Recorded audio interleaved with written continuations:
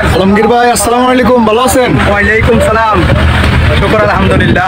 আপনাদের বাড়ির সামনে যে রাস্তাটা হইতেছে এখন আপনার কাছে কেমন লাগতেছে? খুবই ভালো। এটা তো অবহেলিত রাস্তা ছিল, যা আনোয়ার মেম্বারের সহযোগিতায় এই পর্যন্ত আগাইতেছে। আমাদের এই রোড 70 বছর ধরে কেউ বাঁধে না, শুধু আমরাই বাঁধছি। আমগোটিয়া দিয়ে আমরাই বাঁধছি।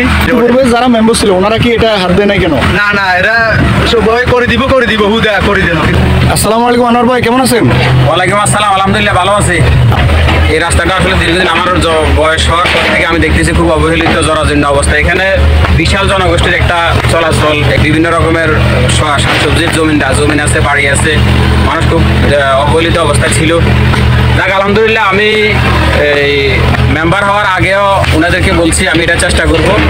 আচ্ছা, এই রাস্তাটা আপনি কিভাবে পাশ করাই আনলেন, কিংবা ইতিপূর্বে যারা মেম্বার ছিল ওনারা কেন পারে না এটা? ওনারা একটাই কথা, সেটা হচ্ছে আসলে ইউনিয়ন পরিষদের বরাদ্দ, যে ছোটোখাটো বরাদ্দ, এগুলো দিয়ে আমাদের এই সমস্ত বিশাল বিশাল কাজ এগুলো কোনোভাবেই সম্ভব না। বিশেষ করে এমপি সাহেব আমাকে এই কাজটা করার জন্য সহযোগিতা করেছেন এবং উনি আমাকে এই কাজটা দিয়েছেন। আমরা ইতিপূর্বে দেখেছি আপনি আরও একটা রাস্তা করছিলেন, তো এর পরবর্তীতে আর কোনো রাস্তা কাজ আনবেন কিনা? এর পরবর্তীতে আমার এই যে লালপুর খানপুরে কিছু রাস্তা আছে, কাঁচা রাস্তা, এবং মানুষের কিছু বাড়ির দরজা আছে, সোলিং করা বাকি আছে, গাইডওয়ালের কিছু বিষয় আছে। ইনশাল্লাহ আমার যেগুলো বড় কাজ ছিল, যেগুলো চ্যালেঞ্জ ছিল, সেগুলো এলাকাবাসীর সহযোগিতা আমি এটা সমাপ্ত করতেছি।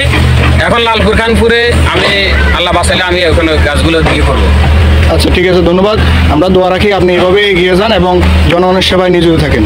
আসসালামু আলাইকুম। ধন্যবাদ।